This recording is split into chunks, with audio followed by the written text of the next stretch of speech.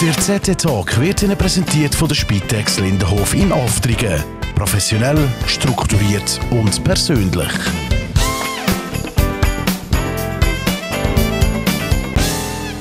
Der Ukraine-Krieg ist jetzt mehr als ein Jahr alt und ein Ende ist nicht in Sicht. Herzlich willkommen zu dem ZT-Talk.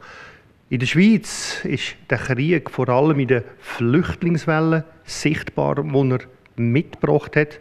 Das wiederum sorgt für heftige Debatten, wie man gerade vor kurzem beim Fall Windisch gesehen hat.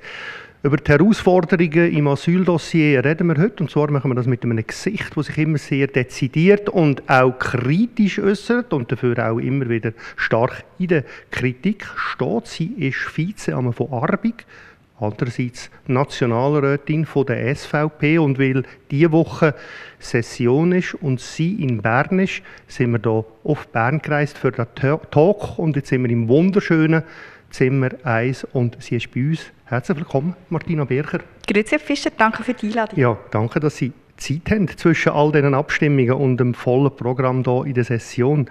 Ich habe Sie vor einem Jahr gefragt, wo wir miteinander über den Krieg und den Konflikt geredet haben, habe ich Sie gefragt, was Ihnen durch den Kopf gegangen ist. Damals, wo der Krieg ausgebrochen ist, da haben Sie gesagt, ich zitiere, man hat es gar nicht geglaubt. Ich dachte, das kann gar nicht sein. Und eine gewisse Wut im Bauch, jetzt wieder Krieg so nahe bei uns. So, und jetzt ist er schon mehr als ein Jahr alt und der Talk ist ziemlich genau vor einem Jahr gesehen. Wie denken Sie heute über den Konflikt? Ja, Sie haben es gesagt, es ist kein Ende in Sicht. Wir hatten dort mal wenigstens noch die Hoffnung gehabt, dass es ein paar Wochen geht und dass es nachher fertig ist. Eben jetzt ist es über ein Jahr her und es ist wirklich kein Ende in Sicht. Und ja, ich bin da recht pessimistisch, dass das etwas ist, wo uns über Jahre wird hinweg begleiten, dass sich die Fronten total verhärtet haben. Und dann auch das, wo man noch darüber redet, das ist das Thema von der anhaltenden Sorgen im Asyldossier weiter begleitet, noch Monate oder Jahre. Ja, absolut. Wobei, da muss man auch ehrlicherweise zugeben, das ist nicht in Priorität eigentlich wegen dem Ukraine-Krieg, weil mittlerweile kommen wieder mehr Asylbewerber als Leute mit Schutzstatus S, also Ukrainer, oder? Aber man muss natürlich auch sehen, und das ist das, was ich am Anfang gewarnt habe, der S-Status, die Aktivierung in Europa und auch in der Schweiz, hat natürlich weltweit auch ein Zeichen ausgesendet, wie 2015, wir schaffen das. Und das hat jetzt ganz viele Leute auf den Weg nach Europa gemacht. Genau. Vielleicht, bevor wir noch über Asyl detaillierter reden, Sie gehören ja wahrscheinlich aber nicht so in dieser Fraktion, wo jetzt die Neutralität möchte irgendwie tangiert sehen, sprich, Sie sind logischerweise auch dagegen, dass man das Kriegsmaterialgesetz würde irgendwie lockern, um allenfalls Waffen an die Ukraine zukommen lassen über andere Länder. Ich nehme an, da sind Sie nicht zu haben dafür, wie Ihre Fraktion. Genau, also ich habe dort mit der Fraktion gestimmt. Neutralität, das ist sehr ein höchstes Gut für uns und da müssen wir wirklich aufpassen, auch wenn wirklich der Krieg in aller Deutlichkeit verurteilt ist, oder? Aber trotzdem müssen wir aufpassen, wie sich die Schweiz gegenüber der Öffentlichkeit, gegenüber international positionieren. Und Neutralität, das ist das, was uns auch gewisse Teil zu dem gemacht hat, wo wir heute sind, oder? Und da müssen wir Sorge halten. Sie machen ja einerseits eben nationale Politik hier im Bundeshaus, Sie sind aber sehr stark in der Regionalpolitik verankert. Und Sie sind einerseits Vizeamme von Arbig und andererseits Vorsitzende von der Arbeitsgruppe Asyl- und Flüchtlingswesen Zofingen Regio, also vom Regionalverband Zofingen, wo eigentlich die Gemeinden zusammengeschlossen sind. Können Sie jetzt uns die Situation ein bisschen schildern? Also wie viele Flüchtlinge aus der Ukraine haben wir denn jetzt im Bezirk und wo sind die untergebracht? So, kann man doch etwas darüber sagen, spezifisch? Also das ist ja so, der Kanton Aargau hat ja so einen Verteilschlüssel nach Anzahl Schweizer Einwohner, wo er sagt, wie viel dass man als Gemeinde muss aufnehmen muss. Und das werden die vorläufigen Aufgenommenen, also eigentlich die Personen mit einem Negativ-Asylentscheid, sowie auch die Personen mit S-Status, sprich die Ukrainer, zusammengerechnet. Und heute ist es so, wir haben aktuell 736 Personen, die der Bezirk Zofingen müsste aufnehmen, haben aber tatsächlich übererfüllt, nämlich 865 Personen, also rund 130 mehr. Und jetzt hat es noch einzelne Gemeinden, die ja ihr Soll noch nicht erfüllen. Und die haben ja verlauten lassen, dass sie jetzt noch gross Wohnungen anmieten und Platz noch schaffen. Und dann hätten wir im Bezirk 150 Personen mehr übererfüllt als das wir müssten.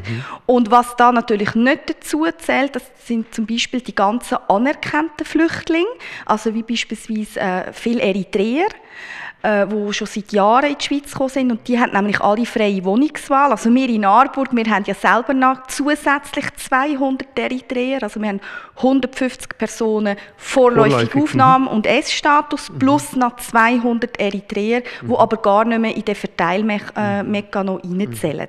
Kann man denn sagen, wie viele von diesen vorläufig aufgenommenen ukrainischen Flüchtlingen sind? Haben wir diese Zahlen auch zur Verfügung?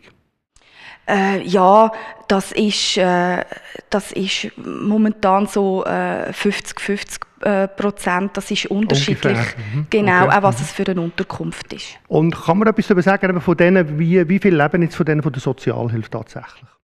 Also bei den vorläufigen Aufgenommenen ist es praktisch jeder sozusagen. Also dort ist es so statistisch gesehen nach etwa 7 Jahren in der Schweiz ist die Sozialhilfeabhängigkeit noch etwa bei 80%.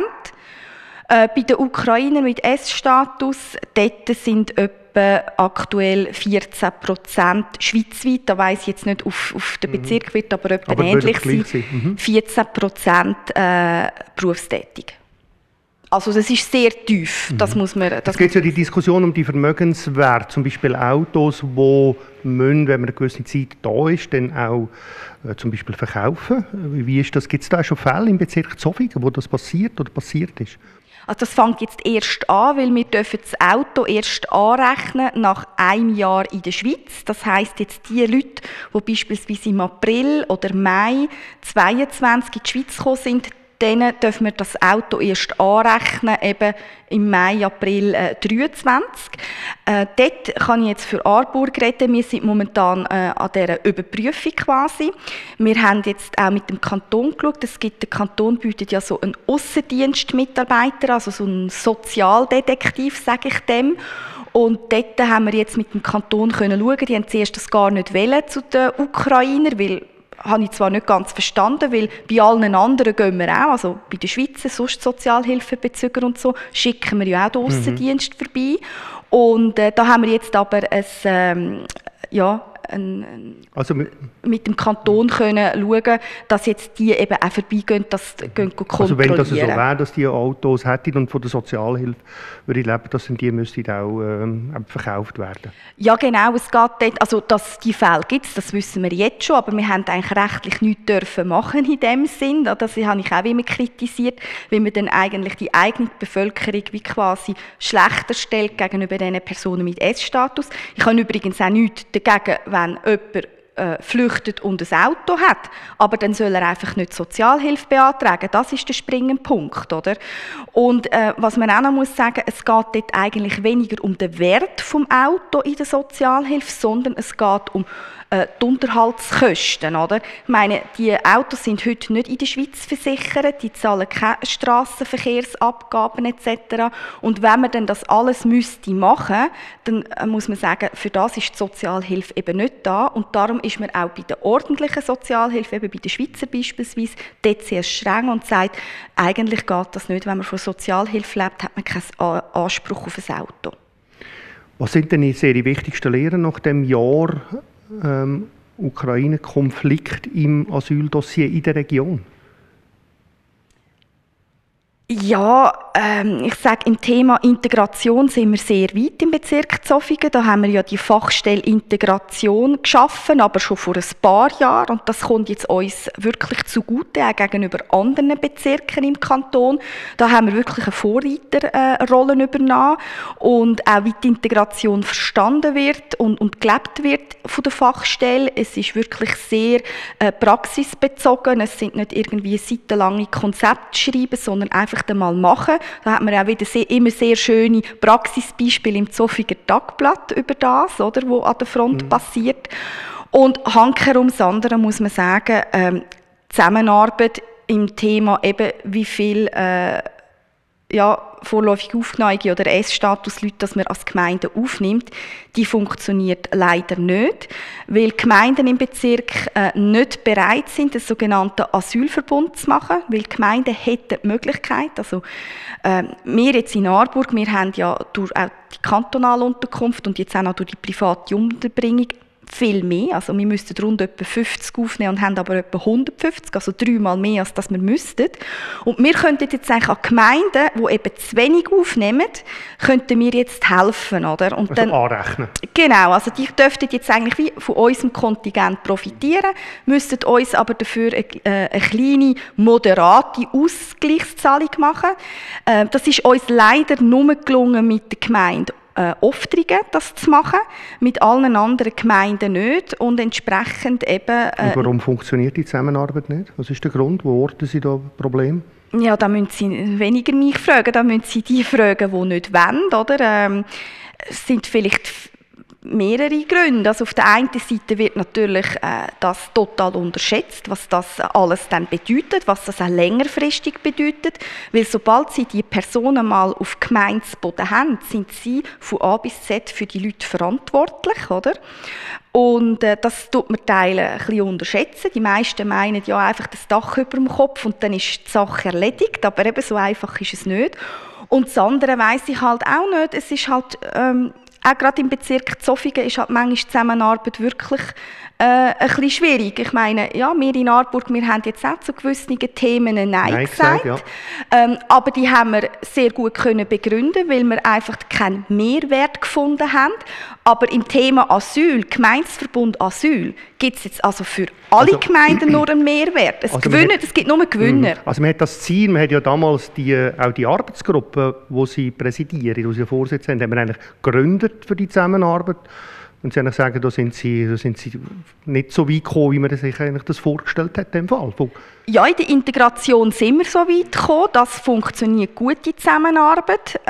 Aber eben im Thema Aufnahmepflicht, dort wird es anscheinend nicht verstanden, dass das eigentlich eine Win-Win-Situation ist für beide Gemeinden, die zu viel haben, wie auch die zu wenig haben, oder?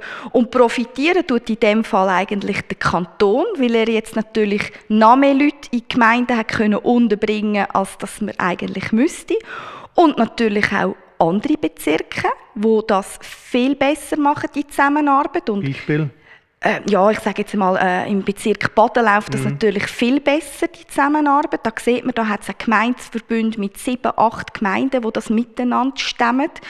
Und schlussendlich muss man sehen, die Verteilung ist ja nicht einfach so gemacht. Die Verteilung ist gemacht, weil das Lasten sind. Lasten, die Gemeinden tragen müssen. Und darum will man mit dem Verteilmechanismus das auf alle gleichmäßig verteilen. Und wenn man dann das als Gemeinde oder als entsprechender Gemeinderat halt nicht versteht, wird es halt dann schwierig für die Region. Frau Bicher, Sie haben letzte Woche einen, ich sage jetzt einmal, alarmistischen Leserbrief publiziert bei uns, oder wir haben ihn publiziert von Ihnen. Kann man jetzt nicht sagen, dass Sie jetzt die Situation ein bisschen heftig für einen Wahlkampf ausnutzen, der ansteht.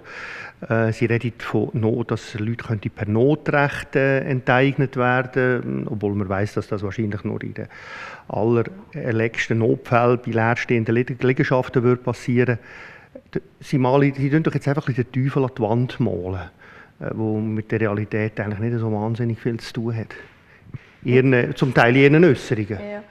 Ja. Überhaupt nicht. Also der Kanton Aargau hat das Notrecht im Januar eingeführt und wenn man das Notrecht liest, sieht man ganz klar, dass jetzt der Kanton Aargau gesetzliche Grundlage hat für Enteignungen. Und was auch noch dazu kommt, was ich auch noch sehr speziell finde, ist zum Beispiel, dass bei den Rechtsmitteln, also wenn dann jemand, eine Gemeinde oder wer auch immer, soll enteignet werden, dann gilt das Rechtsmittel. Normalerweise kann man ja dann Einsprache machen. Und wenn man Einsprache macht, passiert ja nichts, normalerweise. Und jetzt hat man aber in dem Notrecht die aufschiebende Wirkung entzogen. Das heisst, man tut enteignen. Man kann zwar Einsprache machen, das ist aber faktisch bringt das gar nichts, weil dann das trotzdem kann enteignet werden und dann der Gerichtsprozess einfach Monate, Jahre später wird sein, oder? Und ich meine, das muss man sich jetzt schon mal vorstellen. Also, man tut bei der eigenen Bevölkerung die Rechtsmittel aushebeln, währenddem jeder Asylbewerber, der in die Schweiz kommt, einen Gratisanwalt bekommt für sein Asylverfahren. Und also, was das für ein politisches Zeichen ist, oder, finde ich natürlich extrem schwierig. Jetzt kann man sagen, genau, Sie nutzen jetzt genau die Situation aus, indem Sie die beiden Beispiele gegenüberstellen. Obwohl man ja wahrscheinlich auch muss sagen, aus dem Fall Wind ist eben massiv gelernt. Also der Jean-Pierre Galatti hat gesagt, dass so ein Fall sich nicht werde wiederholen. Also dass so etwas passiert, jetzt, wo Sie beschreiben, das würde im alleräussersten Notfall bei einer Liegenschaft, die möglicherweise schon seit, was weiß ich, lang leer steht und nicht irgendwie Leute aus ihren Häusern vertrieben werden. Das ist doch einfach völlig übertriebene Darstellung der Situation. Nein, ist es nicht. Also wenn wir im Kanton Schweiz schauen, dann sieht man dort die Turnhallen, die jetzt umgenutzt werden. Ich glaube, in Zufiken sollen Container aufgestellt werden auf dem Pausenplatz. Und es sind politische Diskussionen im Grossen Rat. Ich bin zwar nicht mehr dort, aber komme die Diskussionen auch mit über, dass man in der Landwirtschaftszone jetzt auch dann Container aufstellen soll. Das sind aber noch nicht Enteignungen. Nein, das sind noch nicht Enteignungen, aber ich sage, so fängt es an und wir haben die rechtliche Grundlage. Es ist heute durchaus möglich, dass das passiert. Und wenn man dann einfach die Asylzahlen schaut, ich habe es gesagt, mittlerweile ist etwa die Hälfte bis 2/3 Asylgesuche, die sind heute auf einem extrem hohen Niveau oben, obwohl wir eigentlich Winter haben. Die werden im Frühling jetzt und im Sommer noch massiv zunehmen. Und wir haben einfach keine Kapazitäten mehr und dann müssen wir die Leute irgendwo unterbringen und dann ist dann die Frage, was wir machen, oder? Aber stehen jetzt Ihre Szenarien nicht im Gegensatz zu dem, was im Bezirk Zofingen passiert, wie Sie es vorhin beschrieben haben? Also wir hätten mehr aufgenommen, als wir eigentlich müssen. Sie haben selber die Integration gelobt. Also es funktioniert ja, sagen wir mal, weitgehend und nicht schlecht. Ja. Ja, es funktioniert in dem Sinn, dass man einfach die Pflästerli-Politik macht, oder? Also man schaut eigentlich jeden Tag, wer wird jetzt heute hergeschickt, also in Gemeinden oder in Kanton, und nachher wird geschaut, wo kann man jetzt diesen Leuten noch ein Dach über dem Kopf geben. Aber das ist ja eigentlich die falsche politische Diskussion, weil mit dem ist es einfach noch nicht da. Und eben, ich bin seit 10 Jahren auf der Gemeindepolitik tätig, ich habe seit 10 Jahren das Asylwesen. Ich weiss einfach, was das bedeutet. Und wir haben eine Schutzquote von über 60%. Also das heisst, die Leute werden zu einer grossen Wahrscheinlichkeit für immer in der Schweiz bleiben, obwohl es eigentlich ein abgelehnten Asylantrag bekommen haben, weil man sie aus welchen Gründen auch immer einfach nicht mehr zurückschafft. Und dann geht es ja weiter. Also das heisst, die Leute müssen ja dann aus einem Container oder in einer Zivilschutzanlage irgendeinisch dann auch in eine normale Wohnung. Wir haben zu wenig Wohnungen, dann werden die Leute krank, also brauchen sie Ärzte, sie brauchen Pfleger. Irgendeinisch kommt dann der Familiennachzug mit den Kindern, die Schulen sind schon am Anschlag. Und über das wird heute gar nicht diskutiert, weil man total blauäugig ist und nicht kann über den Tellerrand rausdenken. Also, in dem Leserbrief haben Sie auch geschrieben, statt Unterbringungskapazitäten für Wirtschaftsflüchtlinge zu vergrössern, braucht es eine komplette Neuausrichtung von der Asylpolitik. Was wäre der Kernpunkt von dem? Also man muss wirklich sagen, die Asylpolitik ist europaweit, nicht nur in der Schweiz, europaweit gescheitert. Dublin funktioniert nicht mehr. Würden wir Dublin umsetzen, hätte die Schweiz kein einziges Asylgesuch. Wir sind umgeben von sicheren Drittstaaten. Also wir dürften gar kein Asylgesuch haben. Und trotzdem sind wir Spitzenreiter europaweit. Oder? Weil an dem sieht man ja schon, der Sozialstaat steht im Vordergrund. Die Leute suchen sich aus, Asyl à la carte, wo gehe ich her? Oder? Und ich gehe dort her, wo ich die besten Zukunftsaussichten habe, dort, wo der Sozialstaat gross ist. Und was wir eben auch sehen, ist, dass wenn Leute erst einmal hier in der Schweiz sind, dann kann man sie nicht mehr heimschicken. Also in den letzten 10 Jahren hat der Bund an 112 vorläufigen Aufgenommenen das entzogen und die heimgeschickt. In 10 Jahren. Oder? Und entsprechend müssen wir jetzt umdenken und sagen, es darf eigentlich gar niemand mehr da einen Fuß in die Schweiz setzen. Die Asylzentren dürfen nicht mehr auf Schweizer Boden sein. Die Asylgesuche dürfen nicht mehr auf Schweizer Boden dürfen eingereicht werden. Die müssten beispielsweise, da gibt es verschiedene Varianten. Eins wäre zum Beispiel an der EU-Aussengrenze. Und dort hat komischerweise immer mehr europäische Länder, also zum Beispiel Österreich, SPÖ sogar, oder in Deutschland ist es ein grüner Bürgermeister und ein grüner Landrat, also die Leute, die an der Front sind, die betroffen sind, die das sehen, die sagen genau das Gleiche. Und da haben wir von der SVP-Bundeshausfraktion entsprechende Vorstöße eingereicht.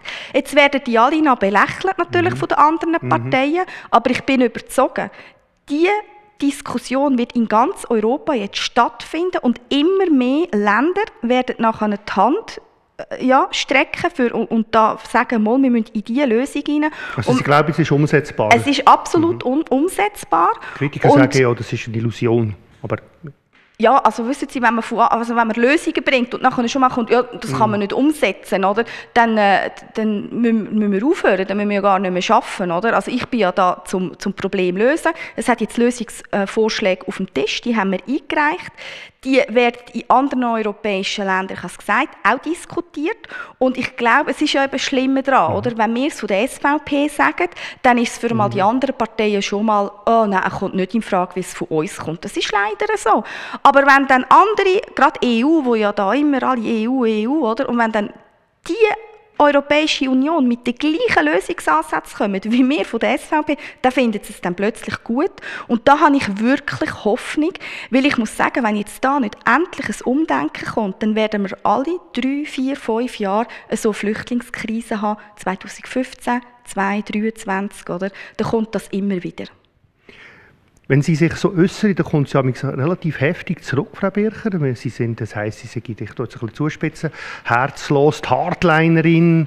Wie gehen Sie eigentlich mit dem um? Ja, also mittlerweile kann ich es eigentlich wirklich nicht mehr hören. Ich meine, ich bin immer sehr sachlich und mir geht es nie um die Menschen an und für sich, mir geht es um das System. Und ich finde es eigentlich mittlerweile in dieser politischen Diskussion eigentlich schon noch verrückt. Ich setze mich ein für unser Gesetz, für unser geltendes Recht. Ich habe es eingangs gesagt, wir haben ein Dublin-Verfahren, wir dürften kein einziges Asylgesuch haben. Ich wollte ja eigentlich nur, dass geltendes Recht umgesetzt wird. Und als Dank wird man dann also in eine Ecke hineingestellt, was man für böse ist und eben so rechts und herzlos und so, oder? Es ist eigentlich schon verrückt, wenn man sich für den Rechtsstaat stark macht, dass man nachher noch so angefeindet wird, oder? Und das ist natürlich auch eine Strategie von der linken Seite, um einen mundtot zu machen, weil man eben über die Probleme gar nicht diskutieren will. Weil ich meine, die Linken, die haben ja gar keine Lösung.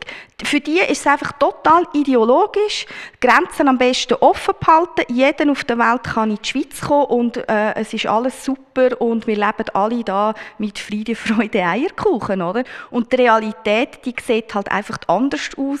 Ich denke immer, der Cedric Wermuth, der hat ja mal den Mut gehabt, zu mir in den Sozialdienst zu kommen. Vielleicht sollten mal solche Träumer, sage ich mal, auch mal zu mir kommen und nachher können wir dann mal diskutieren, wenn Leute 250.000 oder bis 500.000 Sozialhilfe schon gekostet haben in dem Sinn und x andere Probleme in der Gesellschaft, in den Schulen oder so. Die würde ich dann eben gerne mit diesen Leuten diskutieren. Auf jeden Fall ist es interessant, immer mit denen zu diskutieren. Und ich denke, es wird einen interessanten Wahlkampf geben und das Thema wird wird bleiben. Herzlichen Dank, Frau Bircher, dass Sie Zeit hatten zwischen die hier im Bundeshaus für den Talk und bis zum nächsten Mal. Danke vielmals. Nächste Woche neuer Gast, neuer Talk, hoffentlich wieder mit Ihnen und danke fürs Zuschauen.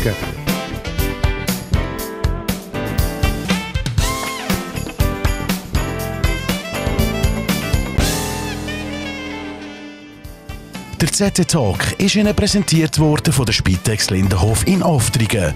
Professionell, strukturiert und persönlich. Trotz gesundheitlichen Einschränkungen dort leben, wo man sich am wohlsten fühlt. Daheim. Das ermöglicht die Spitex Lindenhof mit ihren Pflege- und Hilfeleistungen rund um die Uhr, 7 Tage in der Woche, inklusive Notrufdienst.